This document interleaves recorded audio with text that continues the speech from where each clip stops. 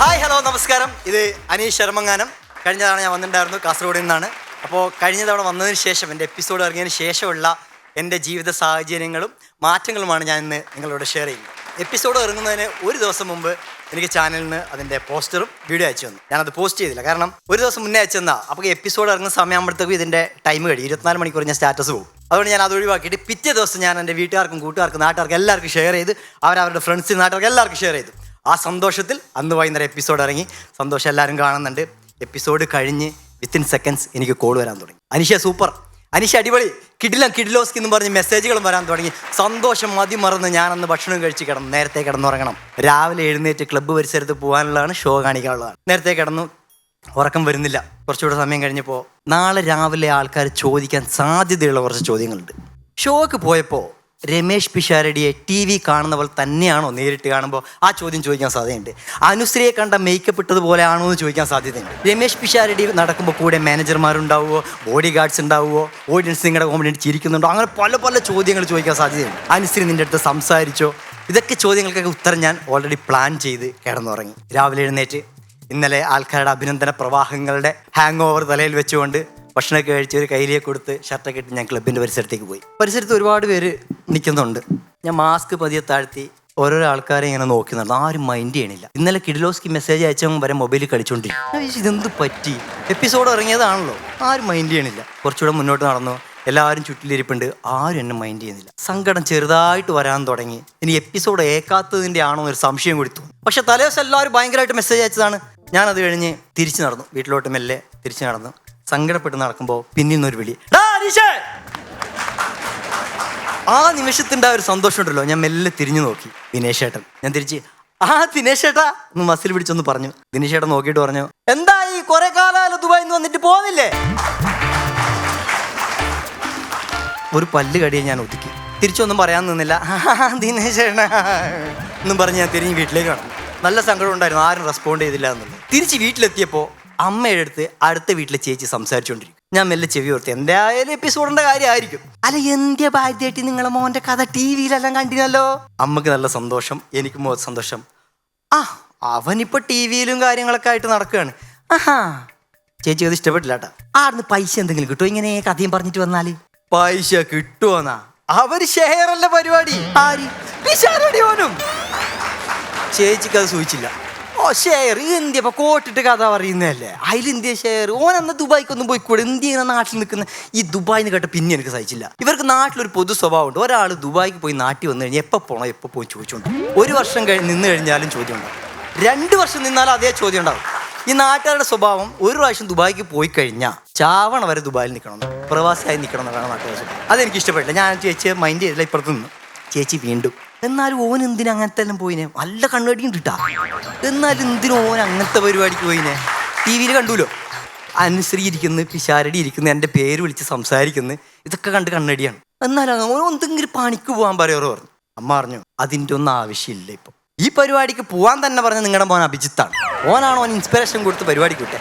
അതെ, ഇത് അഭിജിത്ത് എൻ്റെ അടുത്ത് പറഞ്ഞു. തച്ചിട്ടില്ലാന്ന് മാത്രമേ ഇല്ലു ഞാൻ ഓനാ. ഇങ്ങനെയുണ്ട് ആൾക്കാരെ പറ്റിക്കല്, ചങ്ങായിമാരെല്ലാം ഇങ്ങനെ പറഞ്ഞു പറ്റിക്കലുണ്ടാ. അമ്മക്ക് അത് തീരെ ഇഷ്ടപ്പെടുന്നില്ല. ചേച്ചിയുടെ റൂട്ട് എങ്ങോട്ടാന്ന് മനസ്സിലായി. അങ്ങനെയല്ല, ഓനിപ്പോൾ ചാനലിൽ പരിപാടി നടത്തുന്നുണ്ട്, വെബ് സീരീസ് ഇറങ്ങുന്നുണ്ട്. അത് കഴിഞ്ഞ അടുത്ത സിനിമയാണ്. ചേച്ചി വെബ് സീരീസാ? വെബ് സീരീസ് ഇപ്പോൾ 3 എപ്പിസോഡ് ഇറങ്ങി, അടുത്ത എപ്പിസോഡ് ഇറങ്ങാൻ പോവാണ്. അതെന്തിയ വെബ് സീരീസ്? എന്തിയപ്പാ? യൂട്യൂബിലൊക്കെ ഇറങ്ങുന്ന ഒരു പരിപാടിയാണ് വെബ് സീരീസ്. സീരിയല്. നിങ്ങൾ യൂട്യൂബിൽ ഇറങ്ങുമ്പോൾ വെബ് സീരീസ്, ഞങ്ങളെ ചാനലിൽ ഇറങ്ങുമ്പോൾ സീരിയല്. നമുക്ക് തീരെ ഇഷ്ടപ്പെട്ടില്ല. അമ്മ പറഞ്ഞു, നിങ്ങൾ അഭിജിത്ത് ഉണ്ടല്ലോ, ഓനവിടെ ചായ പിടിക്കാൻ പറ്റുന്നുണ്ട്, അങ്ങ് പോയിക്കോന് വെറുതെ ഇരിക്കാനില്ല. അങ്ങനെ ചേച്ചി അതും കേട്ട് തിരിച്ചു പോയി. അമ്മ എല്ലാം തിരിഞ്ഞു നോക്കുമ്പോൾ ഞാൻ ഒളിഞ്ഞെന്ന് കേൾക്കുന്നുണ്ടായിരുന്നു. ഞാൻ എന്ന് പറഞ്ഞ് ഞാൻ തിരിഞ്ഞു വന്നു. ശോകമായിരുന്നു, വളരെ നെഗ്ഗായിരുന്നു. നെഗ്ഗടിച്ച് പണ്ടാരടങ്ങി ഞാൻ ഒന്ന് ഉറങ്ങാൻ കിടക്കുമ്പോൾ ആലോചിച്ചു, രാത്രി മെസ്സേജ് അയച്ചവർ ഒന്നും തിരിച്ച് മെസ്സേജ് അയക്കുന്നില്ല. എന്താ സംഭവം? ഒരാൾ അതിന് ശേഷം വിളിക്കുന്നില്ല. ഞാൻ കരുതി 2 ദിവസം കഴിയുമ്പോൾ യൂട്യൂബിൽ വരും. 2 ദിവസം യൂട്യൂബിൽ വന്നു കഴിഞ്ഞാൽ ഒരു ഭാഗ്യം എന്ന് പറയുന്നത് ഇൻസ്റ്റാഗ്രാമിൽ ഫോളോവേഴ്സ് കൂടും, ഫേസ്ബുക്കിൽ റീൽസ് വരും, റീൽസ് ഇൻസ്റ്റാഗ്രാമിൽ വരും, ഫേസ്ബുക്കിൽ വീഡിയോ വരും. അങ്ങനെ ഒരു പബ്ലിസിറ്റി കിട്ടും, സെലിബ്രിറ്റി ആകുന്ന കാര്യം ഞാൻ ഉറപ്പിച്ചു. നേരെ 2 ദിവസം വെയിറ്റ് ചെയ്തു. യൂട്യൂബിൽ വീഡിയോ വന്നു. 1 മണിക്കൂർ കഴിഞ്ഞപ്പോഴത്തേക്ക് ഒരു 10,000 ആൾക്കാർ യൂട്യൂബിൽ എൻ്റെ വീഡിയോ കണ്ടു. ഓർക്കണം, 25ാമത്തെ എപ്പിസോഡാണ്. ആൾക്കാരിങ്ങനെ കയറിയാണ്. അനുശ്രീ ഇരിക്കുന്നുണ്ട്, പിഷാരടി ഇരിക്കുന്നുണ്ട്. അങ്ങനെ അത് കയറി പോവാ. ഞാൻ ഇൻസ്റ്റാഗ്രാം ചെക്ക് ചെയ്തു. 1 മണിക്കൂർ കഴിഞ്ഞപ്പോഴും ഒരാളും ഫോളോ ചെയ്തില്ല. പറഞ്ഞ് പേരൊക്കെ തപ്പി പിടിച്ച് വരണമല്ലോ, കുറച്ചുകൂടെ വെയിറ്റ് ചെയ്തു. 2 മണിക്കൂർ കഴിഞ്ഞപ്പോൾ 10 പേര് ഫോളോ ചെയ്തു. സന്തോഷം പറയാനുണ്ട്. ഒരു കാരണമില്ല, എൻ്റെ എപ്പിസോഡ് കണ്ടിട്ട് 10 പേര് ഫോളോ ചെയ്തു. നോക്കി ഇങ്ങനെ റീഫ്രഷ് അടിച്ചുകൊണ്ടിരുന്നു. 15 മിനിറ്റ് കഴിഞ്ഞപ്പോൾ 7 പേര് അൺഫോളോ ചെയ്തു. ടെൻഷനായി. എന്തായിരിക്കും കാര്യം? ഞാൻ മെല്ലെ ഇൻബോക്സ് എടുത്ത് നോക്കിയപ്പോൾ ഫോളോ ചെയ്താൽ തിരിച്ച് ഫോളോ ചെയ്യാൻ പാടില്ല തെണ്ടി എന്ന് പറഞ്ഞ മെസ്സേജ്. അങ്ങനെ 7 പേര് അൺഫോളോ ചെയ്തിട്ട് സങ്കടമായി. കുഴപ്പമില്ല, എന്നാലും 3 പേര് നമ്മുടെ കൂട്ടത്തിലുണ്ട്. എടുത്തു നോക്കി 3 പേര്, 2 ബംഗാളികൾ. ഇവന്മാർ എന്തിന് ഫോളോ ചെയ്തതെന്ന് പോലും അറിയില്ല. എന്നാലും ഒരു മലയാളി ഉണ്ട്, അവൻ്റെ മെസ്സേജ് കണ്ടു. അവൻ ഫോളോ ചെയ്തിട്ട് മെസ്സേജ് എടുത്ത് നോക്കി, ചേട്ടാ നിങ്ങളുടെ എപ്പിസോഡ് കണ്ടു, സൂപ്പർ കിടിലം എപ്പിസോഡ്, അടുത്ത നാളത്തെ മലയാള സിനിമയെ നയിക്കാൻ പോകണം നിങ്ങളാണെന്ന് പറഞ്ഞ് ഭയങ്കര ഇൻസ്പിറേഷൻ.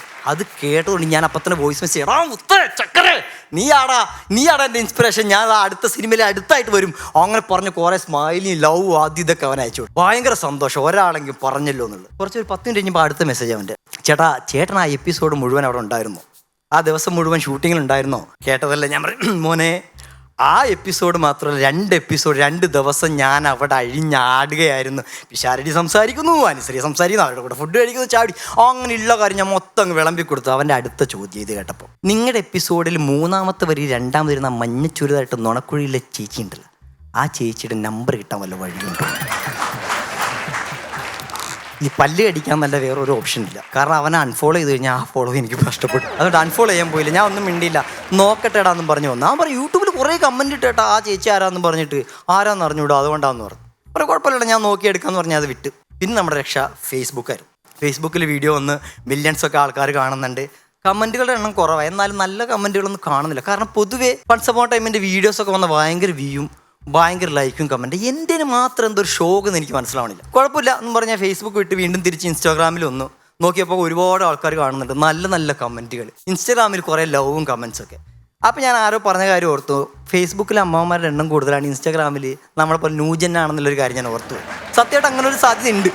എന്നാലും ഞാൻ നോക്കിയപ്പോൾ ആകെ ഒരു ഫോളോവർ മാത്രമേ എനിക്ക് കിട്ടിയുള്ളൂ. എനിക്ക് മുമ്പ് വന്നവരുടെയൊക്കെ കഥ നോക്കിയപ്പോൾ എല്ലാവർക്കും ഫോളോവേഴ്സ് കൂടിയുണ്ട്. അതിൽ 2-3 പേർക്ക് സിനിമയെ വരെ ചാൻസ് കിട്ടി. എന്നിട്ട് എനിക്ക് മാത്രം എന്താ ഈ ഷോക്കെന്ന് ഭയങ്കര ടെൻഷനായിട്ട് ഞാൻ അഭിജിത്തിനെ വിളിച്ചു. എടാ അഭിജിത്ത്, നീയൊക്കെ പറഞ്ഞിട്ടല്ലേടാ ഞാൻ പോയത്.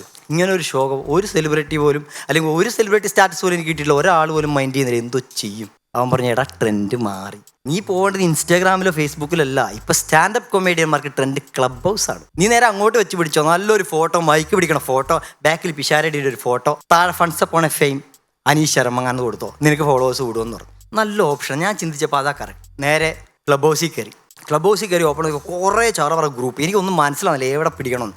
അപ്പോൾ ഒരു എന്നെ ക്യാപ്ഷൻ സ്ട്രൈക്ക് ചെയ്തു, മേക്ക് എ നോയിസ് ഹഹ. പിടിച്ച് സ്റ്റാൻഡപ്പ് പറയാൻ പറ്റിയൊരു സ്ഥലമാണ് അഹഹ എന്ന് പറഞ്ഞുകൊണ്ടല്ലോ.